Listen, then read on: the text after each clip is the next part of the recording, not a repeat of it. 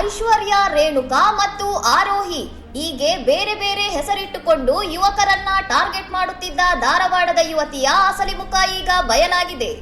ಮದುವೆಯಾಗೋದಾಗಿ ನಂಬಿಸಿ ಗುರು ಅಕ್ಕನ್ ಎಂಬ ಯುವಕನಿಂದ ಬರೋಬ್ಬರಿ 7 ಲಕ್ಷ ರೂಪಾಯಿ ಬೀಕಿದ್ದ ಈಕೆ ಹಣ ಕೈ ಸೇರಿದ ಮೇಲೆ ವರಸೆ ಬದಲಿಸಿದ್ದಾಳೆ. ಈಕೆಯ ನಕಲಿ ಪ್ರೀತಿಯಿಂದ ನೊಂದ ಯುವಕ ಗುರು ವಿಷ ಸೇವಿಸಿ ಆತ್ಮಹತ್ಯೆಗೆ ಯತ್ನಿಸಿದ್ದು ಅದೃಷ್ಟವಶಾತ್ ಆಸ್ಪತ್ರೆಯಲ್ಲಿ ಚಿಕಿತ್ಸೆ ಪಡೆದು ಬದುಕುಳಿದಿದ್ದಾನೆ. ಆಸ್ಪತ್ರೆಗೆ ಆರೋಗ್ಯ ವಿಚಾರಿಸಲು ಬಂದಿದ್ದ ಈ ಕಿಲಾಡಿ ಲೇಡಿಯನ್ನ ಗುರು ಕುಟುಂಬಸ್ಥರು ಹಿಡಿದು ಧರ್ಮದೇಟು ನೀಡಿದ್ದು ಈಕೆಗೆ ಈಗಾಗಲೇ ಮದುವೆಯಾಗಿ ಒಂದು ಮಗುವಿದೆ ಎಂಬ ಶಾಕಿಂಗ್ ಸತ್ಯ ಹೊರಬಿದ್ದಿದೆ.